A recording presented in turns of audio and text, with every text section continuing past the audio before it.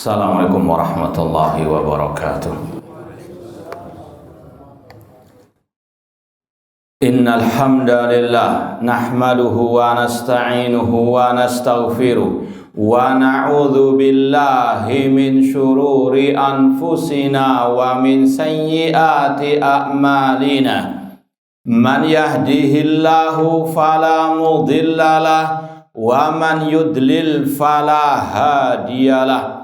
Asyhadu an la ilaha illallah wahdahu la syarikalah wa asyhadu anna Muhammadan abduhu wa rasuluh. Ya ayyuhalladzina amanu taqullaha haqqa tuqatih wa la tamutunna illa wa antum muslimun. Ya ayyuhan nasu taqu rabbakumul ladzi khalaqakum min nafsin wahidah wa khalaqa minha zawjaha wa batha minhuma rijalan katsiran wa nisaa wattaqullaha alladzi tasaaluna bihi wal arham innallaha kana 'alaikum raqiba.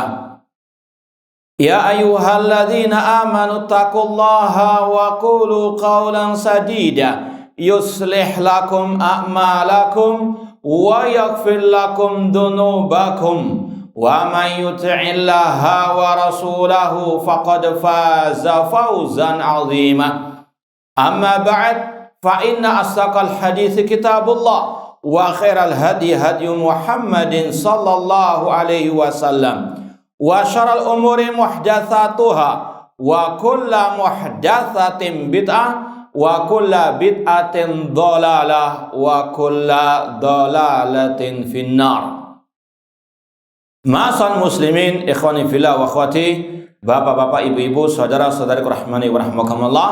Kita lanjutkan kembali kajian kitab Al-Aqidah At-Tahawiyah oleh Al-Imam At-Tahawi rahimahullah ta'ala dengan syarah atau penjelasan dari Syekh Muhammad bin Abdul Aziz bin Mani' dan Syekh Abdul Aziz bin Bas rahimahumullah ta'ala. Semoga Allah subhanahu wa ta'ala senantiasa memberikan kepada kita keistiqomahan dalam belajar akidah salaf dan berpegang teguh dengannya sampai akhir hayat kita nanti. Kita sampai pada poin ke-17. Seperti yang kemarin, ana baca bahasa Arabnya, salah satu dari antum baca terjemahannya. Sepakat? Baik. Kata Imam At-Tahawi rahimahullah, lahu ma'nar rububiyyati wala marbub wa makna al-khaliq wala makhluk. Lanjut 18, ya masalah. Wa kama anna muhyil mauta ba'da ma ahya istahaqqa hadal isma qabla ihyaihim kadzalika istahaqqa ismal khaliq qabla insya'ihim. Tayyib, terjemahkan. Dia memiliki sifat rububiyah, pengatur sebelum ada yang diatur, dan dia sang pencipta sebelum ada yang dicipta. Sebagaimana dia berhak disifati dengan yang menghidupkan orang-orang yang telah mati setelah dia menghidupkan mereka. Demikian juga dia yang berhak menyandang sifat ini sebelum dia menghidupkan mereka. Begitu juga dia yang berhak menyandang nama Al-Khaliq, Maha Pencipta, sebelum makhluk diciptakan. Baik, poin 17-18 ini menegaskan kembali poin ke-13 sampai 16 kemarin, bahwasanya Allah Subhanahu wa taala sifatnya azaliyah wa abadiyah. Sejak dulu sudah ada, tersifati dengannya, dan sampai kapanpun Allah tersifati dengan sifat-sifat tersebut. Karena semua sifat Allah sifat yang sempurna. Kalau suatu saat dikatakan Allah tidak tersifati dengannya, maka berarti ini menisbatkan adanya kekurangan dari Allah Subhanahu wa ta'ala. Allah namanya Al-Awwal wal Akhir. Dia yang maha pertama dan yang maha terakhir. Demikian pula dengan sifat Allah. Sifatnya sekali lagi sudah ada sejak dahulu dan sampai kapanpun. Contoh sifat al-ilmu. Allah tersifati dengan sifat ilmu sejak dahulu kala dan selama-lamanya. Allah berfirman, la yadhillu rabbi wa la yansa. Rabbku tidak pernah tidak tahu. Artinya selalu tahu, selalu berilmu. Selalu tersifati dengan ilmu, la yadhil wa la yansa, dan tidak pernah lupa. La yadhil menunjukkan sifat ilmu yang azali, yang sudah ada sejak dahulu. Dan Allah abadi, sifat ilmunya tidak pernah lupa. Sebagaimana yang sudah kita sampaikan di awal, Allah qadimun bila ibtida'in, daimun bila intiha. Zatnya demikian, sifatnya, namanya juga demikian. Sudah ada sejak dahulu dan tidak pernah sirna sifat Allah Subhanahu wa ta'ala. Ini juga membantah sebagian ahli bid'ah, contohnya dalam masalah bab sifat ilmu, kelompok Al-Qadariyah Al-Ghulat, kelompok Qadariyah yang paling ekstrim, yang muncul pertama di zaman Abdullah bin Umar radhiyallahu ta'ala anhuma, seperti yang tercantum dalam awal hadis Sahih Muslim. Apa hadis Sahih Muslim yang pertama? Tentang apa? Hadis yang masyhur. Salah. Itu Sahih Bukhari. Ya, hadis Jibril. Paham ya? Hadis pertama Sahih Bukhari, innamal a'malu bin. Hadis pertama Sahih Muslim, hadis Jibril tentang Islam, iman, dan al-ihsan. Sebelum hadis Jibril disampaikan oleh Umar bin Khattab, sebelumnya ada kisah dari putra beliau Abdullah bin Umar radhiyallahu ta'ala anhuma. Beliau didatangi oleh dua orang tabi'in yang bernama Yahya bin Ya'mar dan juga Humaid bin Abdurrahman al-Himyari. Dari negeri Basra mereka datang ke kota Mekah atau Madinah untuk haji atau umrah, sekalian mau bertanya kepada seorang sahabat yang mereka temui tentang kelompok yang muncul di negeri Basra, Irak, yang mereka punya keyakinan annal amra unfun wa Allah qadar, bahwasanya Allah tidak mengetahui sesuatu sampai terjadinya sesuatu itu. Artinya apa? Mereka menyatakan ilmunya Allah itu ada setelah apa? Kejadian. Menisbatkan kejahilan kepada Allah Subhanahu wa ta'ala. Makanya para ulama sepakat kelompok Qadariyah yang level ini kafir, keluar dari al-Islam. Makanya ada ungkapan dari para ulama salaf, nadhiru al-Qadariyah bil ilmi. Kalau kalian dialog dengan kelompok Qadariyah yang ekstrem ini, yang level ini, maka debatlah mereka dengan membahas masalah ilmunya Allah. Ini hati-hati, jangan gagal paham. Jangan diterjemahkan berdialoglah dengan kelompok Qadariyah dengan ilmu. Bukan, itu semuanya harus dengan ilmu.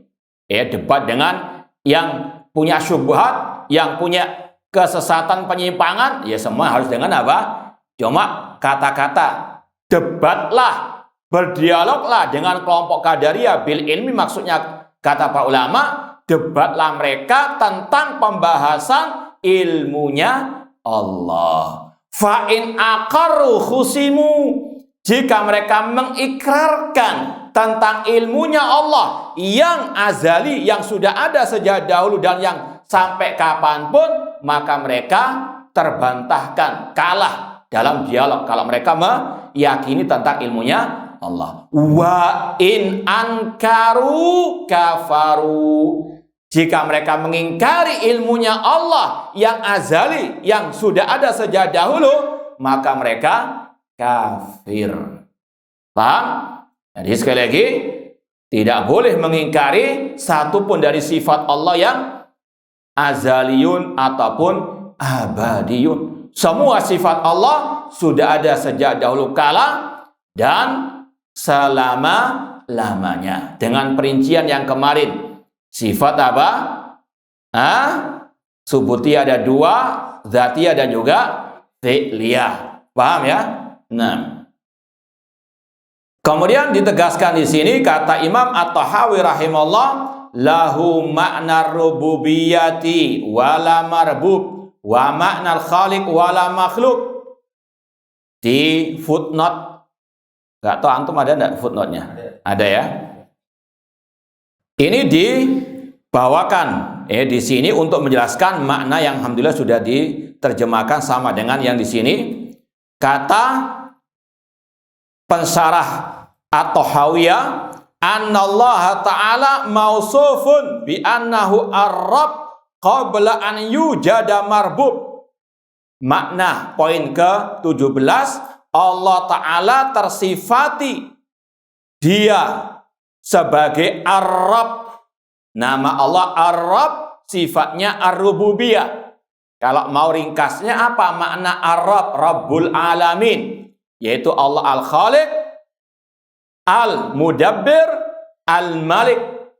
Itu secara ringkasnya apa makna ar-rabb? Rabbul alamin, yaitu Allah yang menciptakan, Allah yang menguasai, Allah yang mengatur alam semesta. Alhamdulillahi rabbil alamin. Itu arti Rabb. Dari situlah sifat rububiyah Allah Subhanahu wa ta'ala. Allah sejak dahulu tersifati dengan rububiyah sebagai pencipta meskipun belum ada yang diciptakan. Allah tersifati sebagai al-malik meskipun belum ada yang diciptakan. Allah sudah tersifati dengan sifat al-mudabbir yang mengatur meskipun belum ada makhluknya. Karena sifat Allah sudah ada sejak dahulu kala. Karena Allah huwal awwal, dialah yang maha pertama. Dengan zatnya, namanya, dan juga sifatnya. Wa mausufun bi annahu khaliq qabla an yujada makhluk. Dan Allah sudah tersifati dengan sifat al-khalaq, penciptaan, sebelum adanya yang diciptakan. Kalau kita murajaah yang kemarin, Imam At-Tahawi mengatakan mulai dari poin 13 sampai ke 18 diantaranya untuk membantah kelompok siapa? Jahmiyah. Apa ucapan kelompok Jahmiyah yang dibantah? Allah mendapatkan sifatnya setelah Allah. Jadi Allah itu baru mendapatkan sifatnya setelah Allah melakukannya, seperti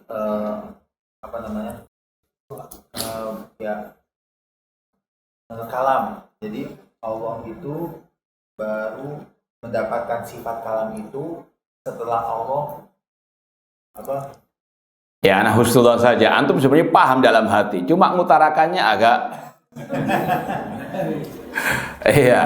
Coba yang lain, ada yang simpel, sebenarnya simpel ya, nggak perlu ribet sebetulnya menjelaskannya. Apa itu? Sifat Allah. Nah, ada yang lain? Ada ya, salah satu akidah kelompok Jahmiyah yang simpel ya, dibantah oleh para ulama. Itu kufur akbar. Bukan. Itu masih jauh. Yang berkaitan dengan poin ini. Baru tadi malam.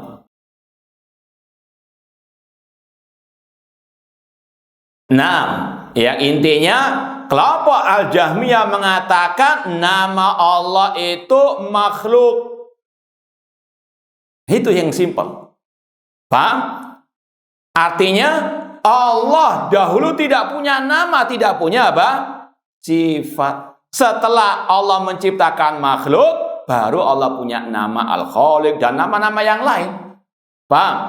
Yang intinya tadi, simpelnya tadi. Untuk membantah kelompok Jahmiyah yang mengatakan nama Allah itu makhluk. Dalam artian tadi, kalau mau diperinci, dijelaskan dulunya Allah tidak tersifati, tidak punya nama. Baru setelah itu Allah apa? Ya, menciptakan nama-namanya. Na'udzubillah min dzalik. Makanya ulama salaf di antaranya Imam Ahmad, mereka mengatakan man qala anna asma Allah makhluqa faqad kafara. Barang siapa yang mengatakan nama Allah itu makhluk, maka dia kafir. Paham ya? Sekali lagi, Ini yang ditegaskan oleh para ulama, diantaranya oleh Imam At-Tahawi rahimahullah, sifat Allah, nama Allah itu sudah ada sejak dahulu kala dan kekal abadi selama-lamanya. Maka kalau ada yang mengatakan nama Allah, sifat Allah itu dulunya tidak ada, kemudian baru ada setelahnya, maka ini apa? Bentuk pelecehan kepada Allah. Orangnya bisa apa? Murtad, keluar dari al-Islam, karena di situ ada unsur melecehkan Allah. Karena nama Allah, nama yang al-husna, sifat Allah yang sempurna, kalau suatu saat tidak tersifati, tidak ternamai dengan nikmat tersebut, maka berarti ada apa? Kekurangan pada diri Allah. Sedangkan Allah namanya As-Salam, seperti yang kita baca ketika apa? Zikir ba'da salat, Allahumma anta as-salam. Apa arti as-salam? Selamat apa maksudnya?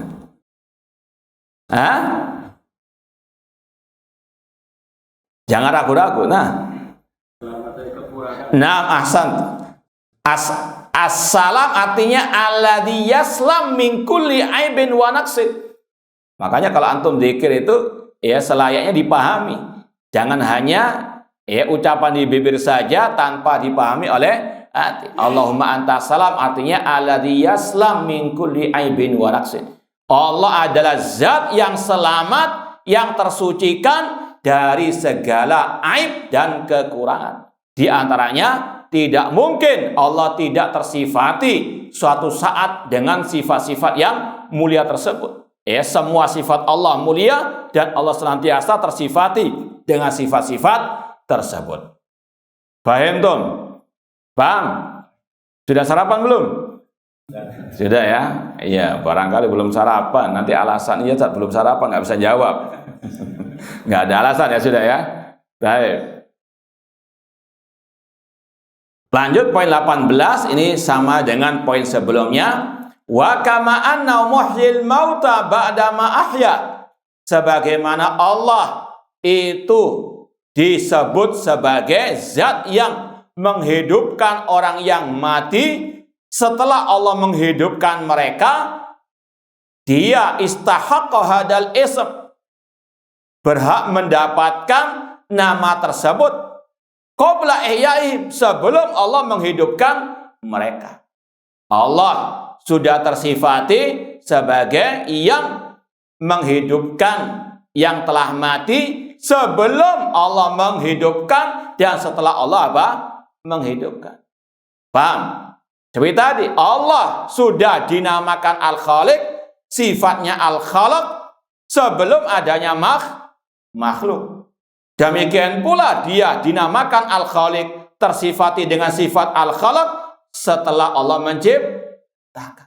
Tidak ada penambahan, tidak ada apa? Pengurangan dalam sifat-sifat Allah Subhanahu wa ta'ala. Senantiasa Allah tersifati dengan semua sifat-sifat yang sempurna tersebut. Selama-lamanya. Kadzalika istahaqqa ismal khaliq qabla insya'ihim. Sebagaimana Allah telah diberi nama Al-Khaliq sebelum Allah menciptakan mereka. Itu kesimpulannya, sifat-sifat Allah azaliyatun wa abadiyah. Sudah ada sejak dahulu kala dan selama-lamanya. Poin ke-19.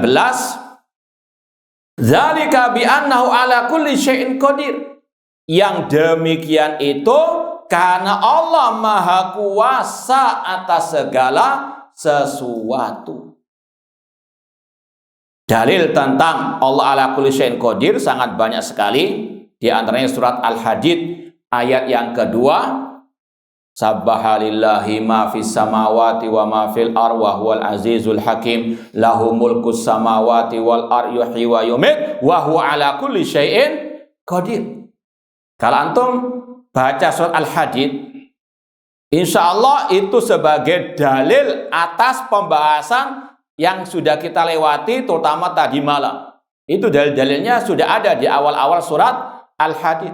Sabbahalillahi ma fis samawati wa ma fil ard. Bertasbih kepada Allah apa yang ada di langit dan yang ada di bumi. Dan at-tasbih seperti yang kita bahas barusan, maknanya kurang lebih dengan as-salam. Allah disucikan dari segala aib dan kekurangan. Ini sabbahalillahi ma fis samawati wa ma fil ardh. Secara umum semua yang di langit dan di bumi yang di atas fitrah salimah, mereka mensucikan Allah dari segala aib dan kekurangan. Kecuali tadi kelompok-kelompok al-bidah, ahlul bidah, Jahmiyah, Mu'tazilah, Asy'ariyah dan yang semisal dengan mereka, yang mereka ada banyak melecehkan Allah Subhanahu wa taala. Kemudian kata Allah, wa huwal azizul hakim, dan dia Allah maha perkasa lagi maha al-hakim. Lahu ma fis samawati wa ma fil ardh. Dia Allah yang menguasai langit dan bumi. Ini rububiyah Allah Subhanahu wa taala. Yuhyi wa yumit, dan dia yang menghidupkan dan dia yang mematikan. Ini pembahasan yang kita lewati kemarin. Ya, mumitun bila makhafa, ba'itsun bila masyaqqa. Demikian pula dalam pembahasan tadi, anallahu muhyil mauta. Allah menghidupkan yang telah mati.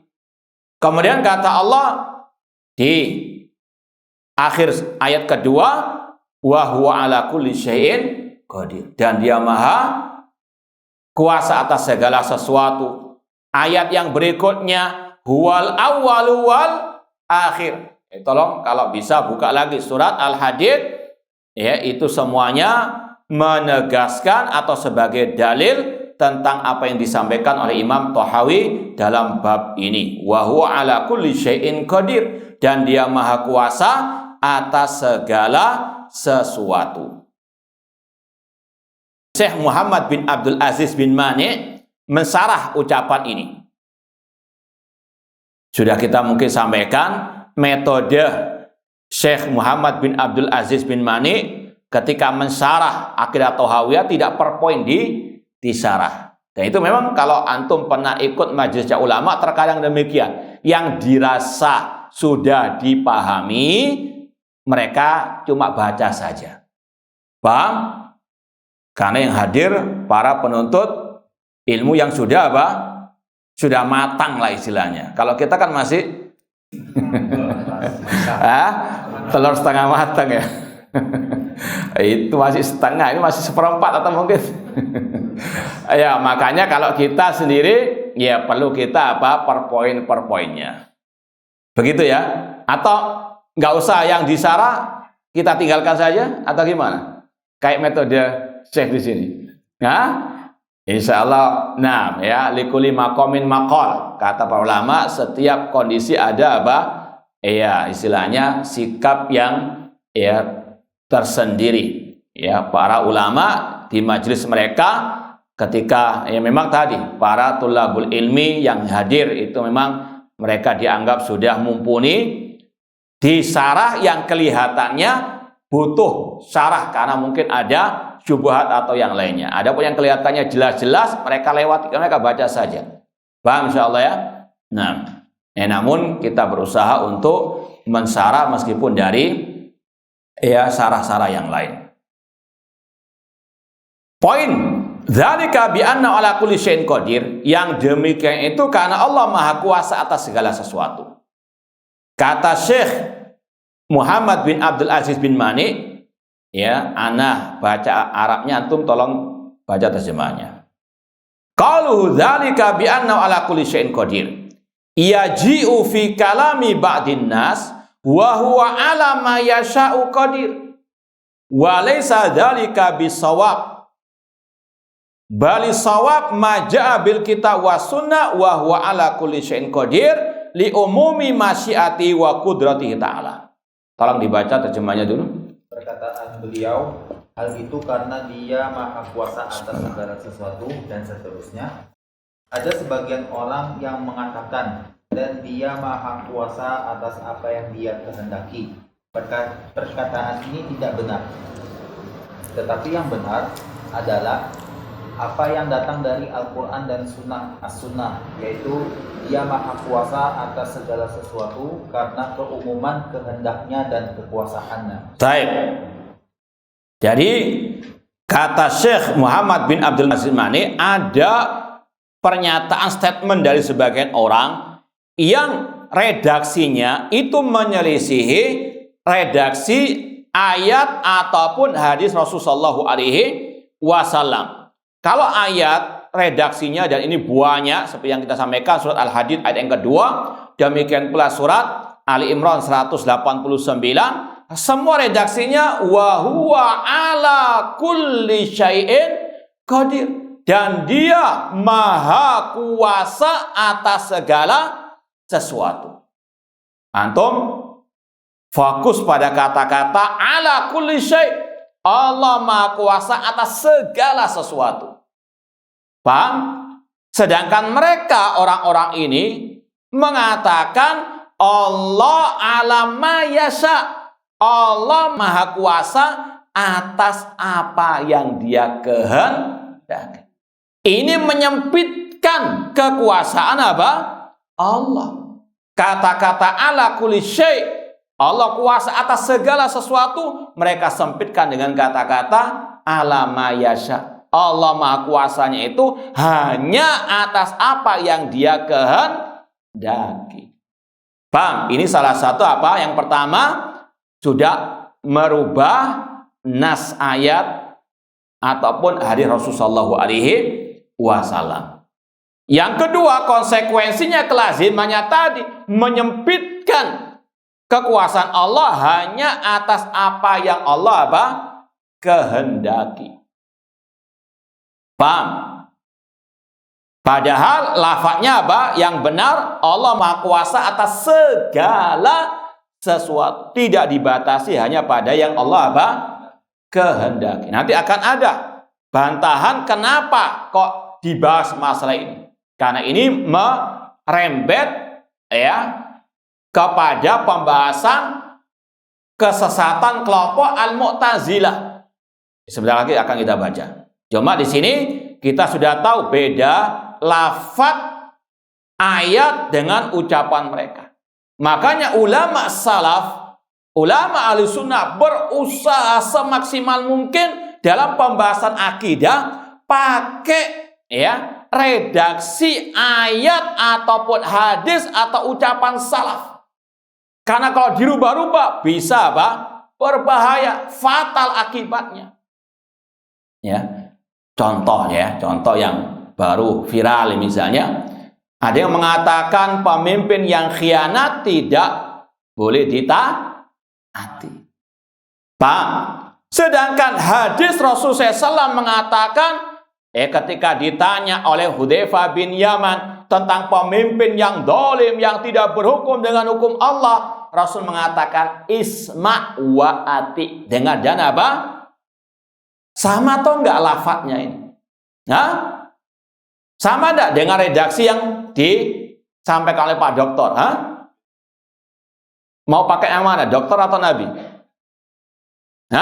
Kok ragu-raguan tuh? Yang benar lafadznya yang mana? Nabi SAW. Bahkan Rasul menegaskan tasma' wa tuti, tetap engkau dengar dan taati. Paham? Bahkan Imam Ahmad misalnya dalam kitab Ushul Sunnah mengatakan, ada yang ingat enggak? Kan sudah khatam kita.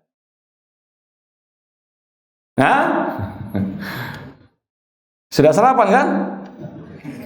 Katanya baik, kata Imam Ahmad rahimahullah, wa sam'i wa ta'a lil a'imma wa amiril mu'minin al-bar kana au fajira. Kata beliau, wajib mendengar dan taat kepada pemimpin kaum muslimin yang baik maupun yang gak peduli, yang zalim pun selama perintahnya tidak bermaksiat wajib didengar dan gak ada kata-kata mendengar dan taat hanya kepada yang adil saja. Kata Rasulullah tadi, meskipun pemimpin tindakannya khianat, zalim, keji, kejam, curang, tetap kata Rasulullah tasma' wa tuti. Bahkan Rasul tegaskan di akhir hadis isma' wa ati. Paham? Maka ini salah satu metode ahli bidah, kelompok sesat, suka apa? Ngerubah-rubah redaksi yang berkaitan dengan usulu al-aqidah untuk membuat apa? Talbis. Mereka cirinya Seperti yang dikatakan para ulama, ahlul kalam cirinya itu bulat biribet bin jelimet. Ya, kayak welut. Pak, belut. Pernah nangkap belut enggak? Hah? Antum tangkap kadang apa? Ya licin dia, begitu licin, bin licin.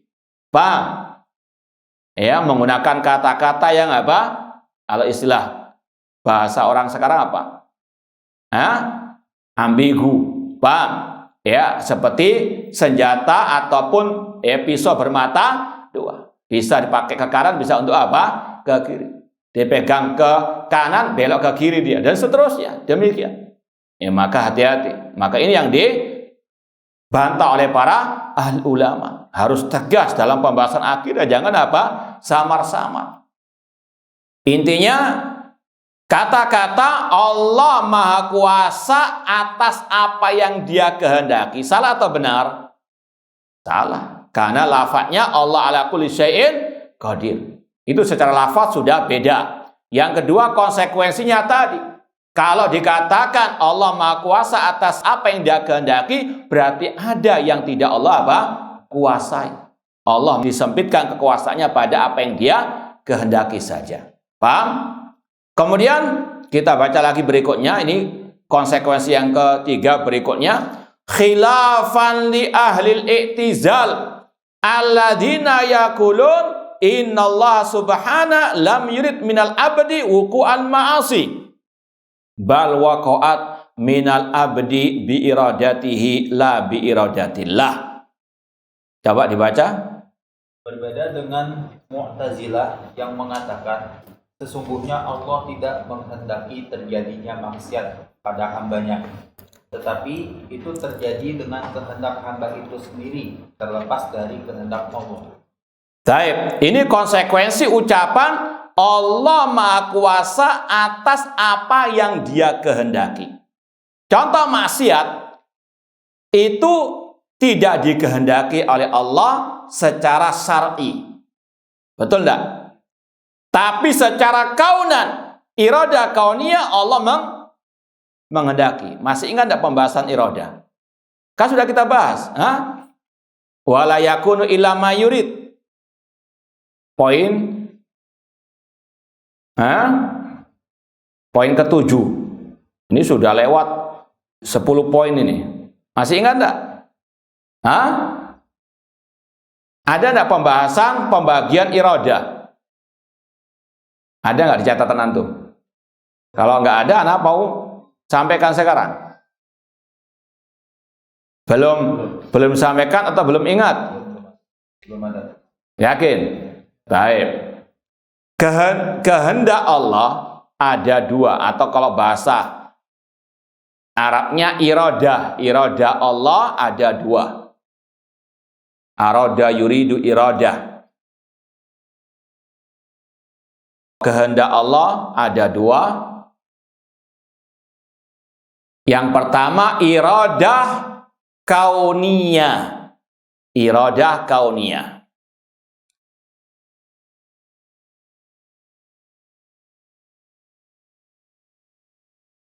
Iradah kauniyah, yaitu kehendak Allah yang pasti terjadi. Kehendak Allah yang pasti terjadi, namun tidak mesti Allah cintai. Iradah kauniyah adalah kehendak Allah yang pasti terjadi, namun tidak mesti Allah cintai. Contoh, Allah menghendaki terciptanya iblis. Allah menghendaki apa? Buktinya memang Allah menciptakan iblis, ada. Itu bukti. Allah menghendaki terciptanya iblis. Apakah Allah cinta kepada iblis? Tidak. Tapi Allah kehendaki, Allah ciptakan iblis karena ada hikmah di baliknya. Banyak hikmahnya. Itu pun yang kita ketahui, yang nggak kita ketahui masih banyak. Contoh, dengan adanya iblis, adanya maksiat. Kalau nggak ada iblis, nggak ada pelaku apa? Sedangkan Allah mengatakan innallaha yuhibbut tawwabin wa yuhibbul, Allah cinta kepada orang yang bertobat dan yang mensucikan dirinya.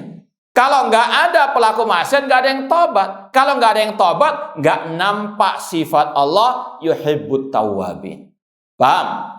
Kalau nggak ada iblis, nggak ada ahli bid'ah. Paham? Nggak ada Jahmiyah, Mu'tazilah. Kalau nggak ada Jahmiyah, nggak Mu'tazilah, kita nggak belajar ini. Kan kita sebut tadi kelompok tadi kita sebut kelompok, sedangkan membantah kelompok ahli bid'ah, kata Syekhul Islam, jihad di jalan ladang pahala. Paham enggak? Ya, ini perumpamaannya kalau di kehidupan manusia seperti amputasi bagi orang yang terkena penyakit diabetes yang parah. Kalau nggak diamputasi menjalar ke mana-mana. Orang itu yang diamputasi, dia ada kehendak enggak secara asal untuk diamputasi? Tidak ada. Tapi dia harus diamputasi karena ada apa? Kemaslahatan di baliknya. Paham? Pahit namun ada apa? Seperti obat, mirip seperti itu. Allah yang menghendaki terciptanya iblis karena di baliknya ada apa? Banyak kemaslahatan. Ada yang tahu, ada yang tidak tahu. Tapi harus yakini Allah namanya Hakim. Tidak mencipta, tidak mentakdirkan kecuali pasti ada hikmahnya. Seperti ketika Allah ditanya oleh malaikat dalam surat Al-Baqarah, wa id qala rabbuka lil malaikati inni ja'ilun fil ardi khalifah qalu ataj'alu fiha man yufsidu fiha wa yasfiku dima wa nahnu nusabbihu bihamdika wa nuqaddisu lak qala inni a'lamu ma la ta'lamun. Ingatlah ketika Rabbmu berfirman, berkata kepada malaikat, sesungguhnya aku akan menciptakan penguasa di atas muka bumi ini, yaitu manusia. Malaikat mengatakan, ya Allah, kalau terjemahan yang benar, ya Allah, apa hikmah Engkau menciptakan manusia yang akan menumpahkan darah di atas muka bumi, merusak, ya. Kata malaikat tadi, wa nusabbihu bihamdika wa nuqaddisu. Sedangkan kami bertasbih, bertahmid kepada apa jawaban Allah?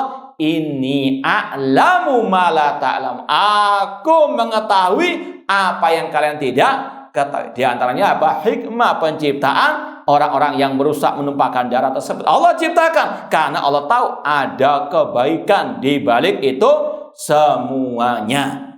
Paham? Paham tidak? Contoh yang sekarang kita bahas, kalau nggak ada iblis, nggak ada ahlul bid'ah, nggak ada Jahmiyah Mu'tazilah. Kalau nggak ada Jahmiyah Mu'tazilah, kita nggak bahas Jahmiyah sedangkan pembahasan ini bagian daripada talabul ilmi, bagian daripada jihad di jalan Allah. Paham? Paham nggak? Nah, itu iradah kauniyah. Pasti terjadi, namun tidak mesti Allah apa? Cintai. Dalil tentang iradah seperti ini seperti yang Allah firmankan di akhir-akhir surat Yasin, innama amruhu idza arada syai'an an yaqula lahu, nyambung kalau ini ya. Sesungguhnya perkaranya kalau Allah menghendaki sesuatu, cukup Allah mengatakan kun, jadilah, maka jadilah. Ada kata-kata innama amru idza arada. Ini iradah apa? Iradah kauniyah, kehendak Allah yang kaun, yang pasti terjadi, ya. Namun tidak mesti Allah apa? Cintai. Paham? Jadi kata-kata Allah menghendaki tidak mesti Allah cintai. Perpecahan umat ini kehendak Allah kauniyah. Makanya kata para ulama di antara pembahasan masalah perpecahan umat harus kita yakini ini memang Allah sudah kehendaki. Jangan antum gagal paham. Loh, masa Allah menghendaki apa? Perpecahan. Maka harus antum sambung dengan makna yang pertama. Iradah apa? Iya, itu iradah kauniyah. Kehendak Allah yang kauniyah. Orang kafir Allah kehendaki terciptanya di atas muka bumi. Antum nyambung iradah apa? Yang jelek-jelek yang terjadi itu kehendak Allah yang kauniyah. Namun harus antum yakini tadi, di balik itu semuanya ada apa? Ada hikmahnya, ada yang tahu, ada yang tidak mengetahui. Karena Allah sekali lagi namanya Al-Hakim, tidak menciptakan, mentakdirkan kecuali pasti ada hikmahnya. Paham? Contoh juga yang terjadi, ini masalah berkaitan dengan masalah takdir juga. Misalnya ada yang sering kita contohkan, kasus banyak juga. Dulu ada pesawat yang jatuh, ya. Salah satu penumpangnya ketinggalan di bandara. Awalnya tentunya dia marah, dia sedih kok ditinggal. Paham? Tapi setelah berita muncul pesawat itu jatuh, dia apa? Ya begitulah. Ada apa? Ya, sesuatu yang pahit, tapi di balik itu ada apa? Ya dia terlambat, itu pahit baginya. Tapi ketika ada berita jatuhnya pesawat yang dia mau naiki, dia merasa secara pribadi dia merasa apa? Gembira karena dia apa? Selamat. Artinya di balik pahitnya ketinggalan ada apa? Hikmahnya. Paham tidak? Nah, nyambung. Hah? Taib. Yang kedua, iradah syar'iyah, kehendak Allah yang syar'i. Kehendak Allah yang asyar'iyah.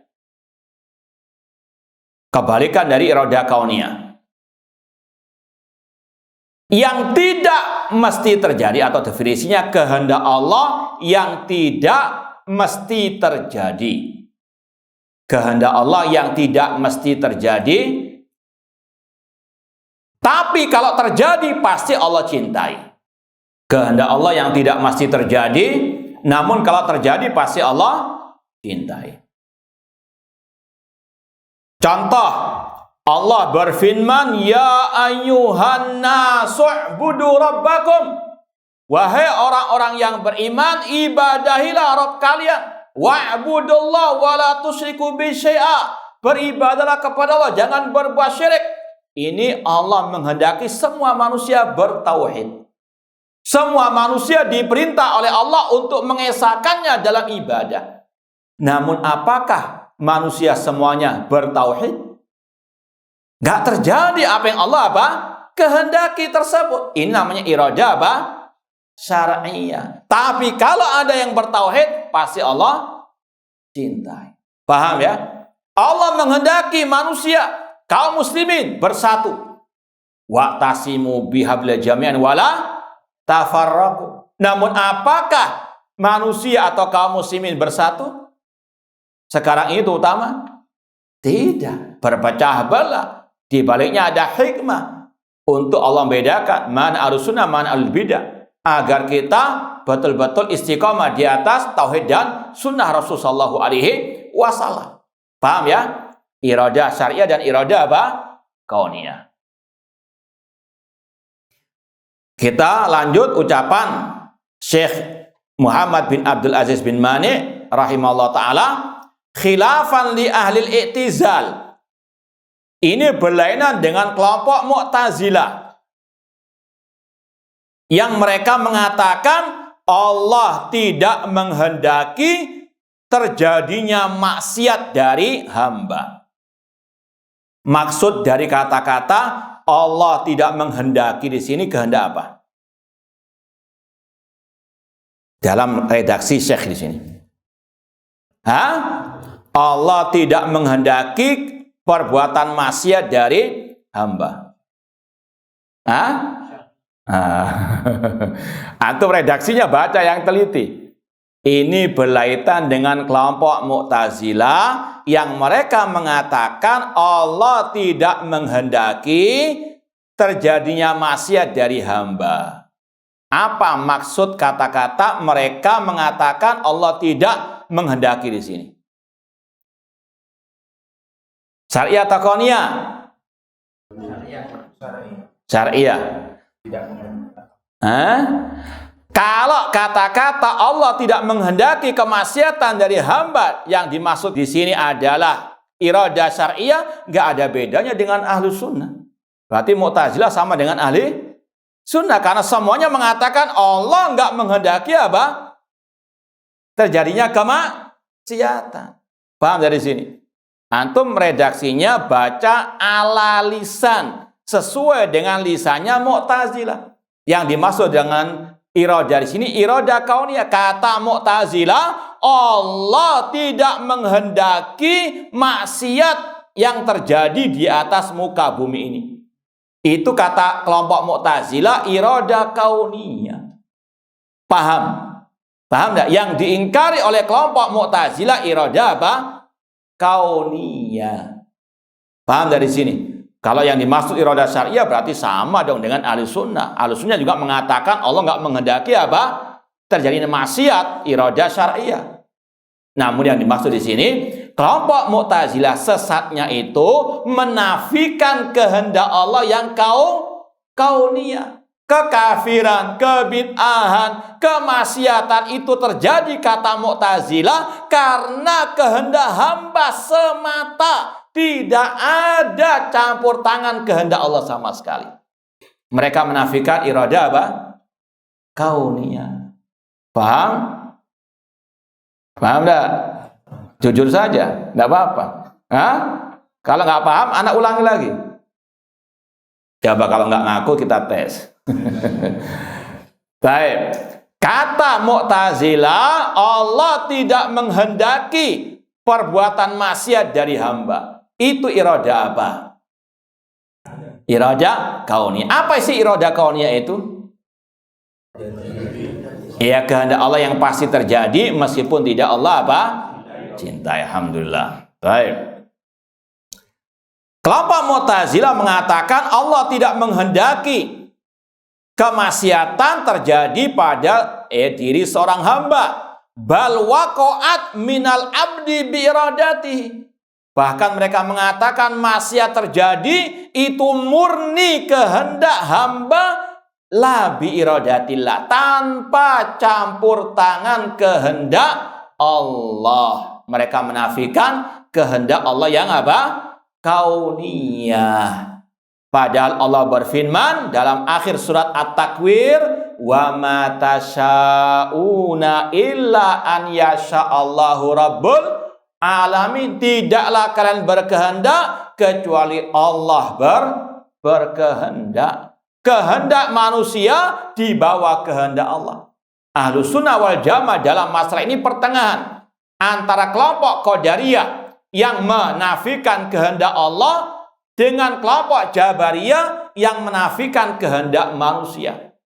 Kelompok Qadariyah kalau kita katakan ekstrem kanan, mereka menafikan kehendak Allah. Kata mereka maksiat terjadi murni kehendak manusia, enggak ada campur tangan kehendak Allah sama sekali. Paham? Kelompok Jabariyah mengatakan manusia berbuat itu tanpa kehendaknya sama sekali, murni kehendak Allah. Manusia seperti bulu yang diterbangkan oleh angin. Paham? Ekstrem kanan menafikan kehendak Allah, ekstrem kiri menafikan kehendak manusia. Ahlus sunnah pertengahan. Manusia dikatakan oleh ahlus sunnah punya kehendak, dan ini semuanya dirasakan oleh semua manusia. Orang berbuat maksiat, ada nggak niatnya untuk berbuat maksiat? Pasti ada. Innamal amalu binniyat. Ini yang baik maupun jelek pasti ada niat. Tapi niat itu nggak akan terjadi sampai dikehendaki oleh Allah. Contoh ya, contoh. Maling misalnya sudah siap untuk nyolong, maling, mencuri, ya. Sudah niat, sudah ya mengawasi sebagainya. Tapi ketika Allah nggak menghendaki terjadinya, tiba-tiba apa? Ya, orang lain melihat gelagaknya, dia dikejar, nggak jadi mencuri.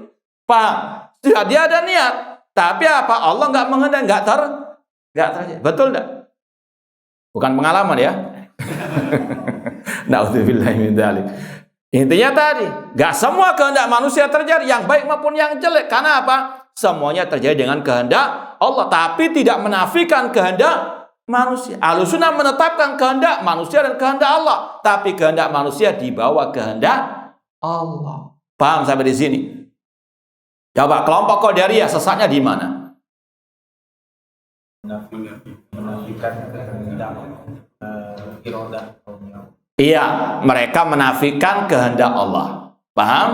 Sedangkan kelompok Jabariyah Menafikan kehendak manusia. Ahlus sunnah bagaimana pendapat mereka? Menetapkan dua kehendak manusia, kehendak Allah, tapi kehendak manusia di bawah kehendak. Paham ya sampai di sini?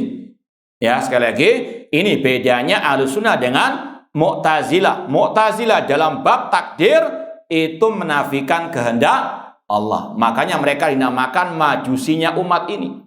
Kenapa demikian? Karena ada kemiripan antara pemeluk agama Majusi dengan kelompok Qadariyah. Orang-orang Majusi mengatakan yang jelek itu diciptakan oleh kelompok Majusi. Mereka mengatakan ada dua Tuhan di alam semesta. Tuhan cahaya dan Tuhan kegelapan.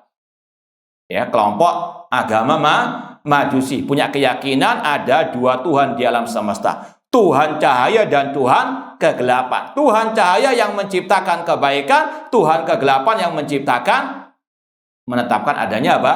Dua Tuhan. Orang-orang kelompok Qadariyah mengatakan yang baik Allah yang menghendaki, yang jelek manusia yang menghendaki. Ini pembahasannya iradah kaum. Paham? Makanya Rasul menyamakan kelompok Qadariyah dengan kelompok Majusi. Rasul mengatakan Al-Qadariyah tu majusu hadihi umat. Kelompok Qadariyah majusinya umat ini. Karena ada kemiripan tadi. Paham sampai di sini? Kelompok Mu'tazilah dalam bab ini masuk dalam kategori yang mana? Qadariyah atau Jabariyah? Qadariyah. Kenapa? Menafikan kehendak Allah. Rasul menyamakan mereka dengan siapa? Kelompok Majusi. Kenapa? Apa persamaannya, kemiripannya? Menetapkan adanya dua pencipta, pencipta kebaikan dan pencipta. Kata kelompok Qadariyah, manusia yang menciptakan perbuatan jelek mereka sendiri tanpa ada campur tangan kehendak Allah sama sekali. Paham ya? Dan ini masih eksis. Pernah kita dengar dari salah satu dai kondang di negeri kita ini, bahwasanya ada perbuatan manusia yang tidak Allah kehendaki. Naudzubillahi min dzalik. Ini menafikan apa? Kehendak Allah. Padahal kata ulama, mereka sepakat mengatakan Masya Allah kana wa malam yasha' lam yakun. Apa yang Allah kehendaki pasti terjadi, dan apa yang tidak Allah kehendaki tidak mungkin terjadi, karena semuanya di bawah pengaturan Allah. Allah yang Al-Khaliq Ar-Razik, Allah Al-Malik Al-Mudabbir. Gak ada yang lepas dari kehendak Allah sama sekali. Bang, maka kalau ada dai yang mengatakan ada perbuatan hamba yang di luar kehendak Allah, yaitu dalam masalah tadi kauniyah, maka ini ajaran kelompok Mu'tazilah Al-Qadariyah. Paham ya? Paham? Baik. Lanjut lagi. Khilafan li ahlil i'tizal alladzina yaqulun innallaha subhanahu lam yurid minal abdi wuqu'al ma'siyah bal waqat minal abdi biradati la biradatillah. Sedikit ada kisah nyata ini terjadi pada diri tokohnya kelompok Mu'tazilah, namanya Amr bin Ubaid. Ini di zaman tabi'in terjadi. Amr bin Ubaid, tokoh Mu'tazilah yang dikatakan oleh para ulama, Imam Abu Hanifah melaknat Amr bin Ubaid. Ini salah satu kata para ulama dulu salaf demikian, sangat tegas keras kepada ahli bidah. Mereka melaknat ahlu bidah, bukan malah selfie dengan ahli, bukan malah bermasalah dengan ahli bidah. Mereka melaknat Amr bin Ubaid. Di antaranya karena pencetus ilmu kalam dari kelompok Mu'tazilah. Pernah suatu saat Amr bin Ubaid ini tinggal di daerah Basra, Irak sana. Tempatnya Al-Fitan kata Rasulullah SAW. Amr bin Ubaid tinggal di negeri Basra atau Irak. Suatu saat didatangi oleh seorang Arab Badui. Arab Badui manusia yang polos, lugu, alal fitrah. Dia musafir masuk ke negeri Basra, qadarallah untanya dicuri, hilang, kemalingan. Dia pun datang di majelisnya Amr bin Ubaid, tokohnya kelompok Mu'tazilah. Dia Ini orang Arab Badi, orang awam, dia minta tolong untuk didoakan agar untanya dikembalikan. Ya, sebagai orang awam, lihat orang alim, kelihatannya wah, minta apa? Doa. Kata orang Arab Badi tadi, ya, wahai Amr bin Ubaid, tolong doakan semoga Allah mengembalikan untaku. Apa kata Amr bin Ubaid? Dia mengatakan kepada murid-muridnya, ya tulab, wahai murid-muridku, wahai santri-santriku, ya, orang ini kehilangan untanya meskipun Allah tidak menghendaki dicuri. Paham? Ini pernyataan yang ya inti yang kita bahas. Kata Amr bin Ubaid, wahai tulab, orang ini kehilangan kecurian untanya, sedangkan Allah tidak menghendaki untanya dicuri. Maka doakan ya, semoga untanya itu dikembalikan oleh Allah. Paham? Orang Arab Badui dengan fitrahnya mengatakan, aku nggak butuh dengan doamu. Kenapa? Karena engkau mengatakan untaku dicuri bukan karena kehendak Allah. Maka demikian kalau aku berdoa, engkau berdoa, ya Allah kembalikan unta ini, lalu ya orang yang mencuri nggak berkehendak, kalah kehendak Allah. Paham sampai di sini? Ya, saya ulangi lagi. Amr bin Ubaid mengatakan, wahai santri-santriku, untanya orang ini dicuri, sedangkan Allah tidak menghendaki terjadinya pencurian tersebut. Yang dimaksud kehendak di sini kehendak apa? Kauniyah. Maka orang Arab Badi dengan fitrahnya mengatakan, aku nggak butuh dengan doamu. Karena apa? Ketika Allah nggak menghendaki untaku dicuri, namun tetap dicuri juga. Maka kalau aku berdoa, engkau berdoa, ya Allah kembalikan untanya. Allah menghendaki dikembalikan, namun orang itu nggak menghendaki, nggak terjadi. Batal doa tersebut. Ngapain berdoa? Paham nggak sampai di sini? Alhamdulillah. Memang sedikit harus konsentrasi. Kalau sedikit ya ngantuk, ya hilang, ya kecurian nanti. Nah, ini alat fitrah. Semua terjadi dengan kehendak Allah, iradah kauniyah. Paham? Meskipun tadi tidak semua yang Allah kehendaki kauniyah dicintai. Nah, ini yang dibahas oleh para ulama, kata-kata Allah berkuasa atas yang Dia kehendaki. Maka ini sekali lagi bisa menyempitkan kekuasaan Allah Subhanahu wa taala. Walihada yaqulu ahadudullalihim. Oleh karena itulah sebagian dari orang-orang sesat kelompok Mu'tazilah mengatakan, za'amal jahulu wa man yaqulu biqaulihi annal ma'asi min qada'il khaliqi. Ini sekali lagi harus antum ingat ucapan sesat ya, jangan antum kira ini ucapan Imam Tahawi atau ulama sunnah, bukan. Kelompok Mu'tazilah mengatakan orang-orang jahil itu mengklaim dan mereka mengatakan kemaksiatan itu dengan takdir Allah. Nah, ulang lagi, orang-orang jahil itu mengklaim dan yang mengatakan semisalnya bahwasanya maksiat termasuk takdir Allah. Sekarang Anda tes, apakah maksiat itu ya termasuk yang ditakdirkan oleh Allah? Yakin? Gak pelin-pelan mencela-mencela. Nah, alhamdulillah. Jadi inilah perbedaan Ahlussunnah dengan Mu'tazilah. Mereka mengatakan maksiat bukan bagian dari takdir Allah. Allah nggak mentakdirkan maksiat sama sekali. Sedangkan hadis jelas-jelas mengatakan wa antu'mina bil qadari khairihi wa syarrihi, beriman kepada takdir yang baik maupun yang semuanya dengan takdir Allah. Namun gak semua yang Allah kehendaki dicintai karena ada hikmah di baliknya. Paham? Nah, makanya misalnya ini yang juga banyak diucapkan, dinyatakan oleh orang awam dan itu batil secara akidah. Yaitu ungkapan mereka orang yang mati bunuh diri dikatakan orang itu mendahului takdir. Paham? Kan sering kita membaca di berita atau mendengar sebagian orang mengatakan fulan mendahului takdir Allah dengan dia mati bunuh Padahal orang itu mati bunuh diri dengan apa? Kehendak Allah. Sudah Allah takdirkan dia mati, namun dengan cara apa? Tapi itu nggak dicintai oleh, bahkan diancam adab yang pedih. Orang itu mati bunuh diri, iya, dia dengan kehendaknya. Namun itu nggak akan mungkin terjadi tanpa kehendak. Mau apa? Ya, bunuh diri naik ke misalnya jembatan yang paling tinggi. Paham? Sudah mau menceburkan, nggak jadi karena dia ingat, oh ternyata dia masih punya utang. Ya, kalau anak bunuh diri, wah nggak mati, ya masuk surga, ditahan dulu. Intinya apa? Enggak semua itu terjadi, betul enggak? Karena apa? Semua terjadi dengan kehendak Allah. Paham dari sini?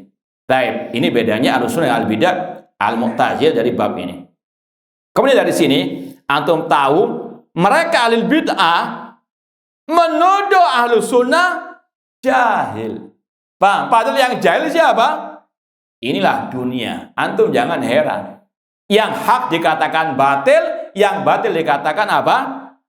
Yang membantah kesesatan dituduh ekstrim, dituduh nggak berakhlak, beradab. Sedangkan yang sesat dikatakan Masya Allah, cendekiawan, pahlawan. Kenapa? Karena dia berani mencaci pemimpin di hadapan umum. Naudzubillah min dzalik. Maka seorang muslim, muslimah harus punya filter, harus betul-betul punya pedoman. Yang hak itu yang sesuai dengan qala Allah wa qala ar-Rasul, bukan yang banyak followernya, bukan banyak pengikutnya, namun yang sesuai dengan akidah salaf, manhaj Ahlussunnah wal Jamaah. Kita lanjut sedikit. In kana haqqan ma yaqul falima qadha haddaz zina wa qat'ika fis sarik.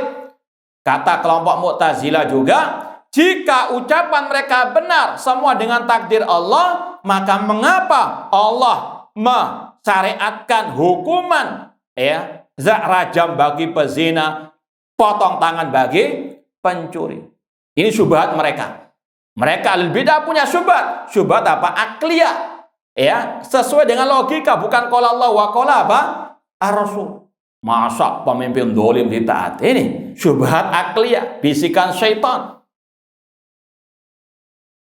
Sebagaimana kelompok kaum musyrikin tidak mengimani hari kebangkitan pakai dalil akal logika. Qala man yuhyil idhama wa hiya ramim. Siapa yang bisa menghidupkan tulang belulang yang sudah hancur? Secara logika tidak masuk. Betul tidak? Ini kata mereka, syubhat orang musyrikin itu. Mereka apa? Mendahulukan akal daripada qala Allah wa qala Rasul. Demikian pula sekarang. Dikasih qala Allah wa qala Rasul ditentang dengan apa? Tidak masuk akal dan seterusnya. Ini kelompok Mu'tazilah juga demikian. Hujah mereka hujah akliyah. Kalau memang itu kata mereka semua ditakdirkan Allah, maksiat ditakdirkan Allah, mengapa Allah mensyariatkan hukuman rajam bagi pezina, potong tangan bagi pencuri? Maka Ahlussunnah menjawab, karena maksiat terjadi juga apa? Ada faktor kehendak dari apa? Manusia. Maka dia dihukum karena dia juga berkehendak. Bukan dipaksa berbuat apa? Maksiat tersebut. Makanya kalau memang ada paksaan, nggak ada hukuman. Bahkan jangankan maksiat, orang mengucapkan ucapan kufur, tapi kalau keterpaksaan, tidak ada apa? Hukuman murtad, hukuman apa? Dipenggal lehernya. Sebagaimana firman Allah, man kafara billah min ba'di imani illa man ukriya. Barang siapa yang kufur setelah keimanannya, kecuali kalau dipaksa. Namun ketika orang itu berbuat maksiat kemudian diberikan hukuman karena apa? Dia memang punya niat. Kenapa nggak dia tinggalkan? Sedangkan Allah sudah mengutus Rasul, menurunkan kitab, menegakkan hujjah. Maka ini sebagai apa? Al jaza min jinsil amal. Balasan sesuai dengan amal perbuatan. Paham ya? Paham nggak? Insyaallah paham. Paham nggak paham? Harus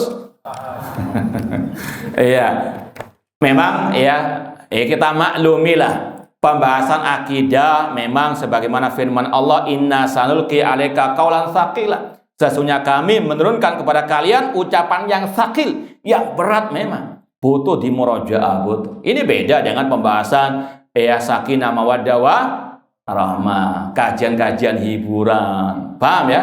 Namun ini sekali lagi butuh fokus konsentrasi, apalagi bab bantah membantah ahli bid'ah, ya harus betul-betul fokus. Dan ini salah satu manhaj Ahlussunnah wal Jamaah dalam pembahasan akidah. Nggak cukup menyampaikan yang hak saja untuk diikuti, namun juga menyampaikan yang batil untuk dijauhi. Nah, wa qala Abdul Khattab rahimallahu fi bayanil haqqi was shawab. Ada ulama yang bernama Abdul Khattab membantah statement orang Mu'tazilah tadi. Ini ulama dahulu demikian. Kalau ada statement yang sesat menyesatkan, tidak tinggal diam. Bukan seperti orang sekarang yang salah dalam masalah akidah didiamkan, namun yang nggak salah, dicaci maki luar biasa, dibully. Ini bedanya ulama salaf dengan yang sekarang ini, meskipun menisbatkan kepada salah. Kalau ulama salaf tidak pernah diam dari ucapan apa yang batil, tentunya sesuai dengan kemampuan. Bantah membantah kesesatan bagian daripada amar ma'ruf nahi munkar, bagian daripada sabda Rasul SAW, yahmilu hadal ilma min kulli khalafin udulu yanfuna anu tahrifal ghalin wa intihalal mubtil wa ta'wilal jahilin. Ilmu agama ini senantiasa dibawa oleh orang-orang yang adil, oleh para ulama, yaitu tugas mereka menafikan tahrif, penyelewengan orang-orang yang ekstrim, membantah kebatilan orang-orang yang sesat, dan membantah takwilnya orang-orang yang jahil. Ini sabda Rasul SAW, bahwasanya membantah kesesatan itu suatu manhaj Ahlussunnah wal Jamaah. Kalau sekarang sudah melempem sudah, illa marrahimahullah. Yang membantah dikatakan sesat, yang dibantah meskipun jelas kesesatannya dibela. Naudzubillah min dzalik. Padahal ini diancam oleh Rasul, terutama yang membela kesesatan, yang membela kebid'ahan. Kata Rasul, la'anallah man awa muhdatsan. Allah melaknat orang yang mendukung, yang membela, yang melindungi kebid'ahan muhdatsan. Bang, jangan enak-enak yang sesat dibela. Karena apa?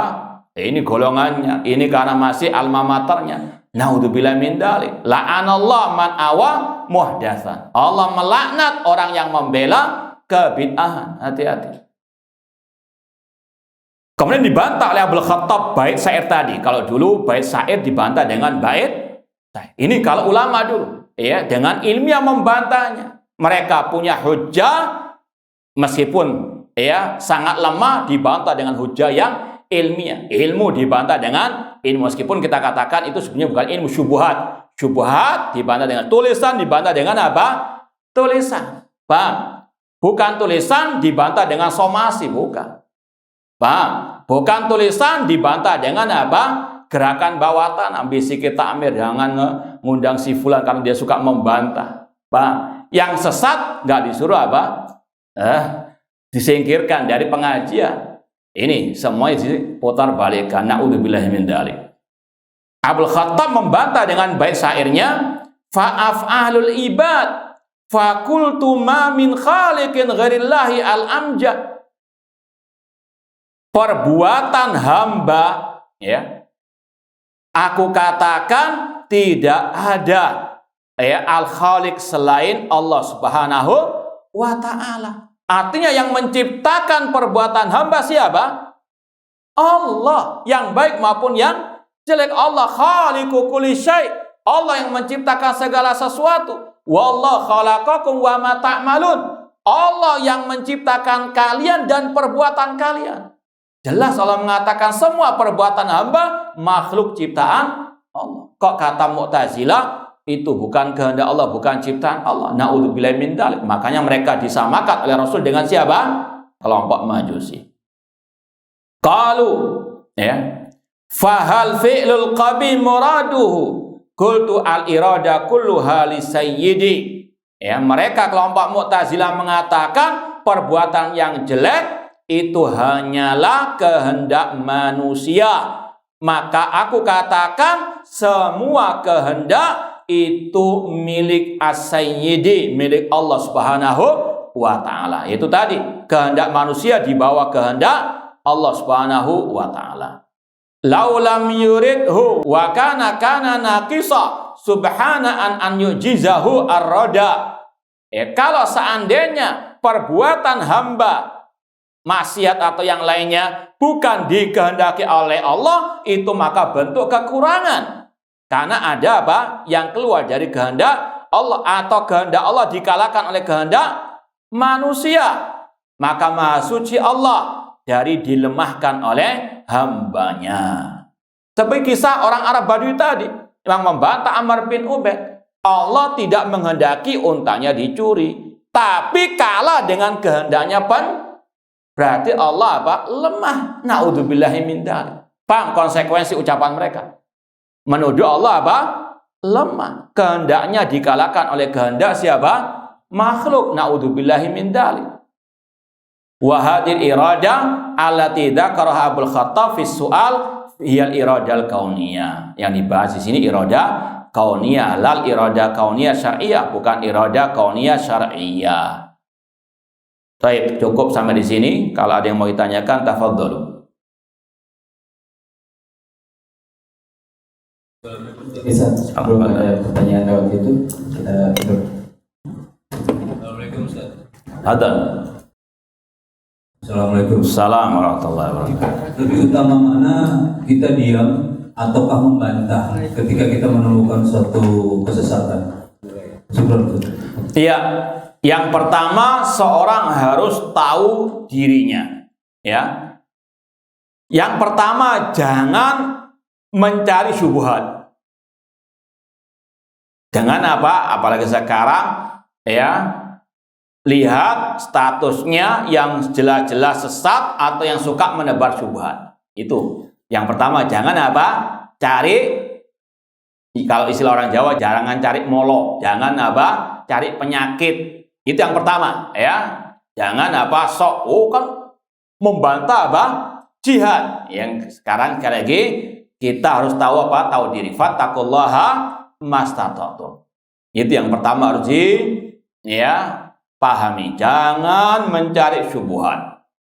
Yang kedua, kalau syubhat itu tiba-tiba datang, misalnya didatangi oleh teman yang kena syubhat, ngobrol sama kita, muncul syubhat itu.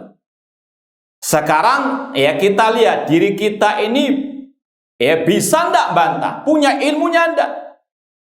Ya, semuanya apa? Kata Imam Bukhari, al ilmu qoblal qoli wal amal. Ilmu sebelum berucap, sebelum apa?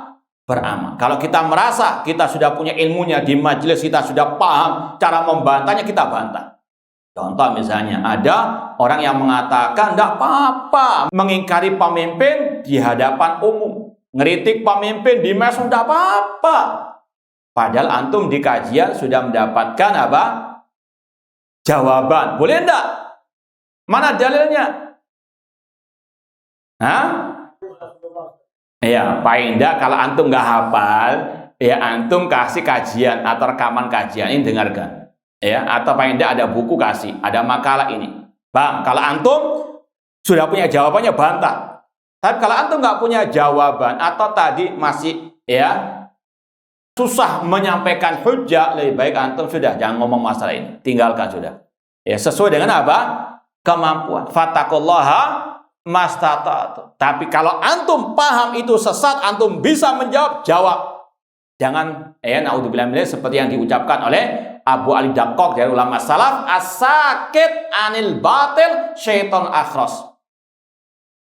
Orang yang diam dari kebenaran, setan yang bisu.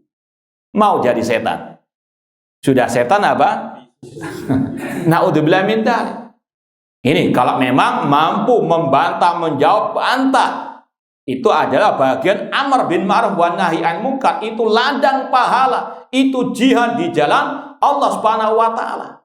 Tapi tadi al ilmu qoblal qawli wal amal. Ilmu adalah apa? Sebelum berucap, sebelum beramal. Tapi kalau memang nggak paham, ini lebih baik dia. Paham? Tapi hati-hati dengan orang yang suka menebarkan apa? Syubhat. Minimal itu tadi.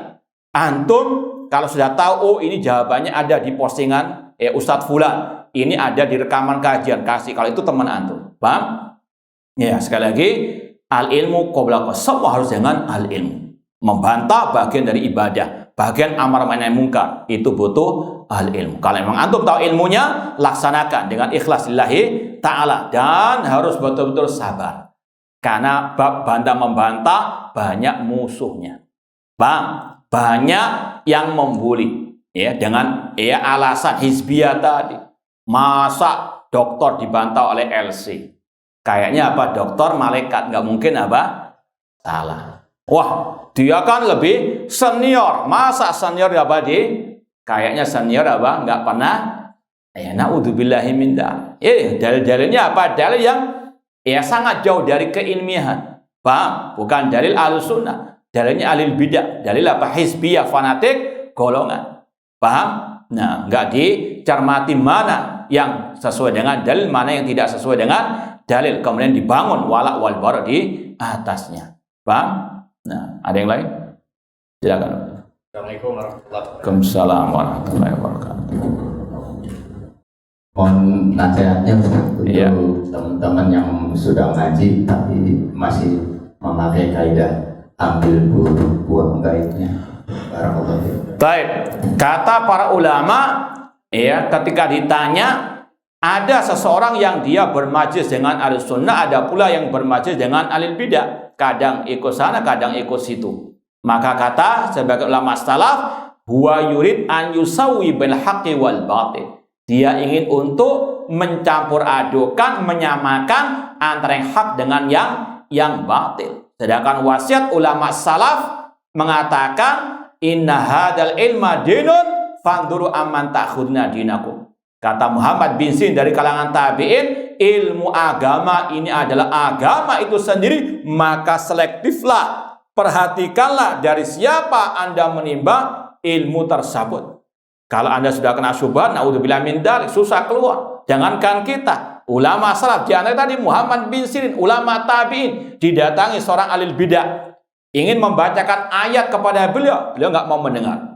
Mau dibacakan hadis, beliau nggak mau mendengar. Ketika ditanya, kenapa kok nggak mau dibacakan ayat hadis? Kata beliau, kalau dia bacakan ayat, bacakan hadis, dia tafsirkan, dia syarah sesuai dengan hawa nafsunya, kalau kemudian masuk, nggak mungkin keluar dari hatiku. Kemudian muncul ucapan ulama, al-qulubu dha'ifa wa syubha khatafa. Hati itu lemah, sedangkan syubhat cepat menarik. Hati-hati. Maka sekali lagi, manhaj salaf selektif dalam menimba ilmu agama. Dan kata Imam Malik rahimahullah, la yukhadul ilmu an arba'in. Tidak boleh menimba ilmu dari 4 golongan. Yang pertama, orang yang jahil, yang menampakkan kejahilannya, yang memposting kejahilannya. Paham? Masalah akidah menyimpang dan seterusnya, dan kelihatan kebodohannya dalam masalah apa? Akidah tersebut atau masalah yang berkaitan dengan usulul as-sunnah, naudzubillah min dzalik. Jahil yang menampakkan kejahilannya. Yang kedua, mubtadi, jelas ahli bid'ah yang menyelisih usulul sunnah. Yang ketiga, orang yang kadzab, yang suka berdusta. Paham? Yang keempat, orang yang dia ahli ibadah tapi nggak paham masalah ilmu. Yang dia apa? Tidak paham apa yang dia ucapkan. Bang, ini kata Imam, artinya harus selektif. Tidak bisa apa? Diambil baiknya, dibuang buruknya. Siapa Anda? Bang, nanti gara-gara tadi, dia kan dokter, nggak mungkin salah. Nah, itu kena syubhat apa? Hizbiyah tadi. Sekali lagi, apalagi bagi pemula, dari mana dia bisa membedakan ini hak, ini apa? Batil. Ini kesombongan dalam diri orang tersebut. Sedangkan Rasul mengatakan, la yatlubul ilma mustahin wala mustakbir. Tidaklah orang itu dapat ilmu orang yang malu-malu, dan yang sombong. Itu tadi, baru belajar sudah apa? Kayaknya bisa membedakan mana syubhat, mana yang bukan syubhat. Paham? Orang itu harus tahu diri. Orang itu harus betul-betul punya keinginan menyelamatkan dirinya. Paham? Kalau sudah tahu ini ahli syubhat, yang suka-suka memposting syubhat, sudah jauhi. Paham? Nah, cukup ya? Wallahu alam, ini yang bisa kita sampaikan, kurang lebihnya mohon maaf. Aku qouli hada wa akhiru da'wana anil hamdulillahi rabbil alamin. Wassalamualaikum warahmatullahi wabarakatuh.